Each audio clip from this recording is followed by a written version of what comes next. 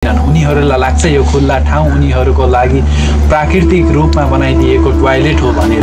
पिसा फेर्ने ठाउँ हो यो?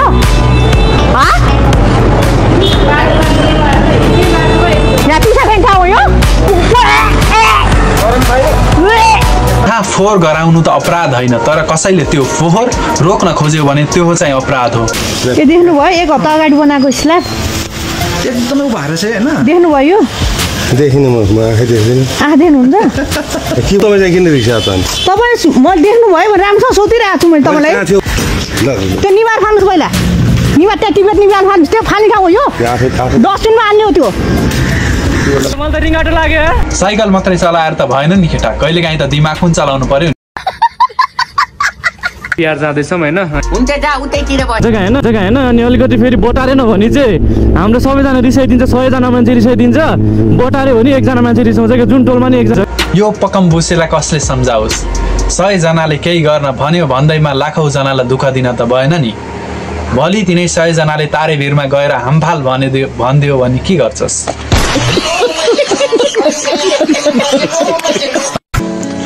नमस्कार साथीहरू, म प्रवेश शर्मा। आज हामी कुरा गर्न जाँदैछौँ civil sense of Nepalese people. Basically civil sense भन्नाले नागरिकको देशप्रति दायित्व कस्तो त भन्ने बुझिन्छ। नेपालीहरू यति अगाडि बढिसके कि टपको लिस्टबाट हेर्दाखेरि नेपालीहरू देखिँदैनन्।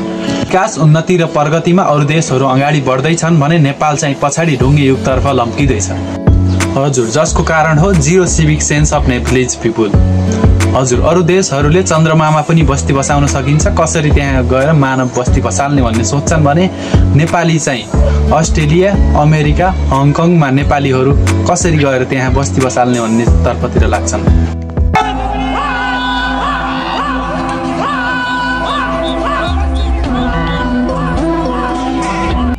हजुर, नेपालीहरूलाई थाहा नै छैन पब्लिक प्रोपर्टी जोगाउनु पर्छ, ट्राफिक नियमहरू पालना गर्नुपर्छ।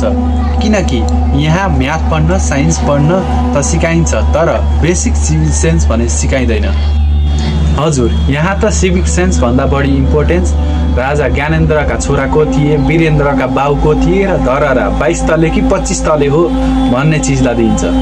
हजुर, सिभिक सेन्सको पाटो पहिला विद्यालयबाट नै सुरु हुन्छ। अहिले भर्खरैको घटना हो, एउटा गुल्मी जिल्लाको एउटा विद्यालयमा विद्यार्थीले स्कुल बस नै फुटालिदिएछन्। स्कुलले विद्यार्थी होइन टेररिस्ट गुण्डाहरू म्यानुफ्याक्चर गर्दैछ र नेपालीहरू यतिमै सीमित रहँदैनन्। उनीहरूलाई लाग्छ यो खुल्ला ठाउँ उनीहरूको लागि प्राकृतिक रूपमा बनाइदिएको टोयलेट हो भनेर। पिसा फेर्ने ठाउँ हो यो? यहाँ पिसा फेर्ने ठाउँ हो यो? यिनीहरू बाथरुमसम्म जाने आँट त गर्दैनन्, तर खुल्ला ठाउँमा दिशा पिसाब गर्ने आँट भने पक्कै गर्छ। कुनै पनि कार्यक्रमको समय 10 बजे तोकिएको छ भने नेपालीहरू 12 बजे पुग्छन्, किनकि उनीहरूलाई थाहा छ यो नेपाल हो र यहाँ काम ढिला हुन्छ। हजुर, नेपालीहरूलाई सफा गर्न त आउँदैन, तर फोहोर गर्नमा भने अब्बल छन्। कहीँ कतै कसले बढी फोहोर गर्न सक्ने भन्ने कम्पिटिसन चल्यो भने त्यहाँ नेपालीहरूले पक्कै पनि गोल्ड मेडल ल्याउने थिए। त्यस कुरामा म ढुक्क छु। हजुर, यहाँ फोहोर गराउनु त अपराध होइन, तर कसैले त्यो फोहोर रोक्न खोज्यो भने त्यो चाहिँ अपराध हो।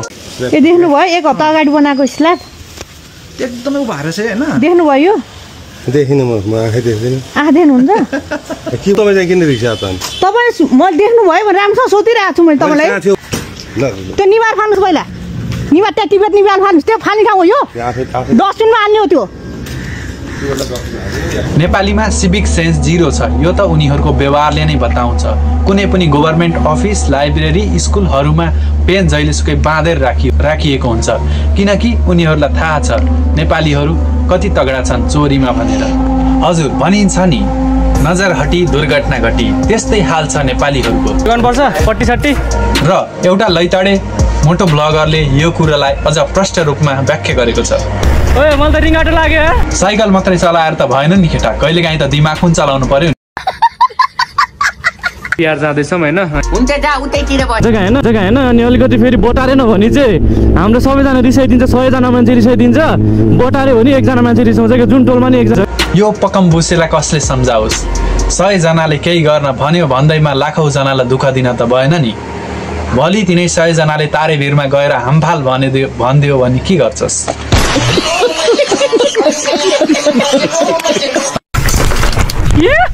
हो यस्तै हरकतले गर्दाखेरि हो यसलाई कानमा रनन्न गरी हान्न मन लाग्ने।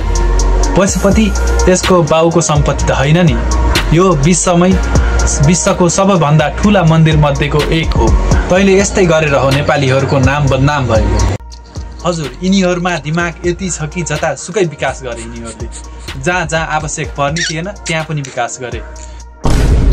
बाटो नै नभएको ठाउँमा लगेर यिनीहरूले पुल हालिदिएछन्। कहाँसम्मको दिमाग होला यिनीहरूको? छैन यार, जाने बाटै छैन, त्यहाँबाट खेतमा लगेको छ यार, के खालको विकास हो यो? हजुर, यदि तपाईँलाई लाग्छ कि अरू देशहरूमा रुल्स ब्रेक नै गर्दैन, एकदम अनुशासित हुन्छन्, सबैले फलो गर्छन् भने हजुर एकदम गलत हुनुहुन्छ। हजुर, वेल डिसिप्लिन कन्ट्री जापानमा पनि फोहोर गर्छन् मानिसहरूले, नो पार्किङमा गाडी खडा गर्छन्। तर भिन्नता यति छ कि त्यहाँ 99% मान्छेहरूले रुल्स फलो गर्छन् र यहाँ 99% मान्छेहरूले रुल्स ब्रेक गर्छन्। And I only request to all, गर्व गर्नुहोस्, कसैको शाबासीको अपेक्षा नगर्नुहोस्, आफूले गरेको फोहोरलाई आफै व्यवस्थित गर्नुहोस्।